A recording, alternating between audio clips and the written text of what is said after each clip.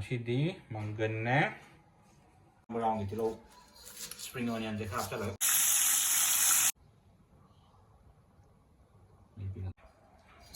ꯉꯁꯤꯒꯤ ꯃꯊꯦꯜ ꯎꯇꯤ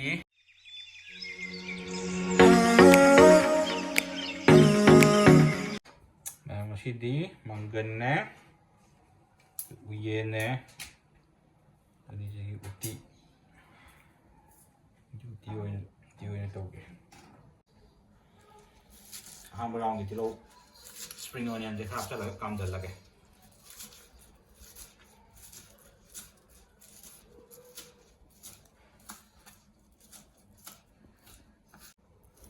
hapchalage sih enak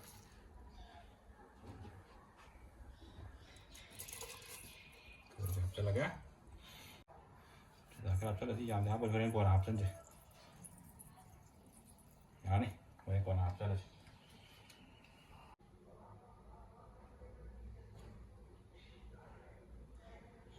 ꯑꯁꯤꯒꯤ ꯃꯪꯒꯟꯒ ꯎꯌꯦꯟꯒ ꯎꯇꯤꯁꯤꯒꯤ ꯁꯣꯛ ꯇꯧꯅꯕ ꯁꯄ꯭ꯔꯤꯡ ꯑꯣꯅꯤꯌꯟꯒ ꯁꯤꯡꯒ ꯃꯣꯔꯣꯛ ꯃꯆꯥ ꯑꯃꯅꯤꯒ ꯁꯤꯁꯤꯅ ꯃꯪꯒꯟꯒ ꯎꯌꯦꯟꯒ ꯂꯣꯡꯅ ꯈꯔꯒ ꯁꯣꯛ ꯇꯧꯁꯜꯂꯒꯦ ꯑꯗꯨꯗꯤ ꯂꯣꯏꯁꯤꯜꯂꯒꯦ ꯁꯣꯛ ꯇꯧꯅ ꯊꯥꯎ ꯈꯔ ꯍꯩꯔꯒꯦ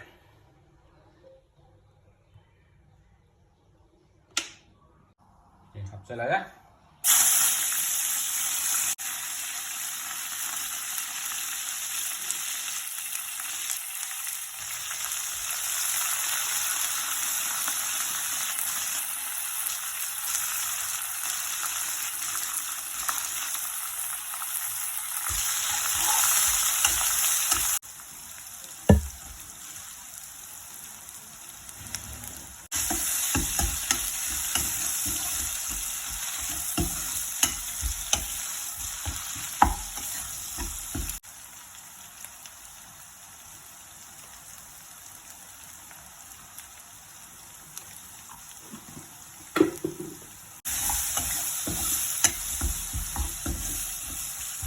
hapchalage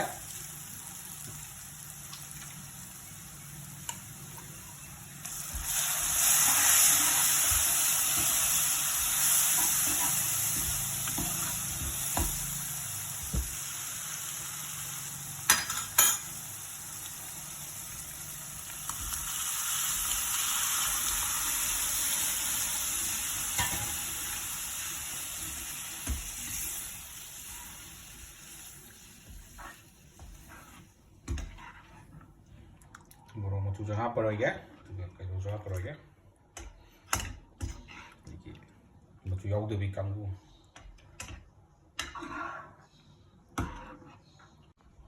ꯊꯨꯝ ꯍꯥꯞꯆꯜꯂꯒꯦ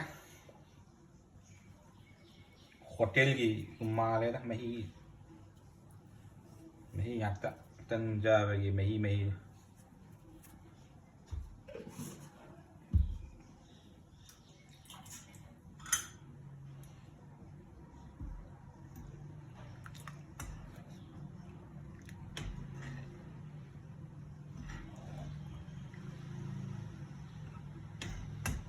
ꯎꯇꯤ ꯐꯤꯕꯝꯁꯦ ꯃꯩ ꯄꯤꯛꯅ ꯊꯥꯔ ꯊꯝꯕꯅꯦ ꯁꯤ ꯐꯤꯕꯝꯁꯨ ꯂꯩꯔꯤ ꯃꯩ ꯄꯤꯛꯅ ꯊꯥꯕꯒꯤ ꯐꯨꯡꯒꯟ ꯄꯨꯛ ꯇꯧ ꯂꯩꯔꯦ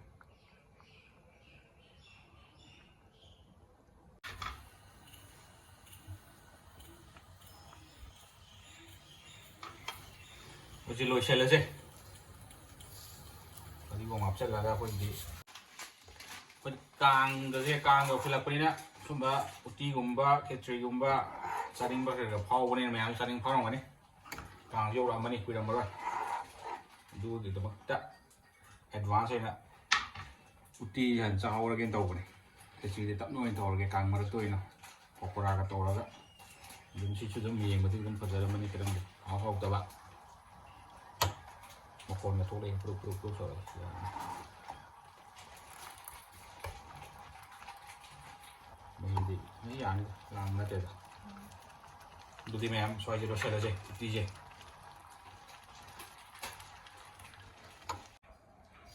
ꯉꯁꯤꯒꯤ ꯃꯊꯦꯜ ꯎꯇꯤ ꯎꯌꯦꯟꯒ ꯃꯪꯒꯟꯒ ꯑꯌꯨꯛꯀꯤ ꯀꯥꯡ ꯌꯧꯔꯛꯄꯒꯤ ꯉꯁꯤꯗꯤ ꯃꯍꯥꯎ ꯀꯪꯊꯣꯛꯑꯒꯦ